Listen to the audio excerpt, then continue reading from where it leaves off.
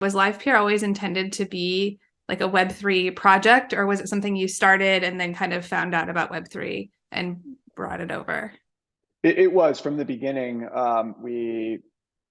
We set out on this mission to build the world's open video infrastructure because we saw that blockchain as a technology actually created the right development environment and the right incentives for an open video streaming infrastructure to actually exist.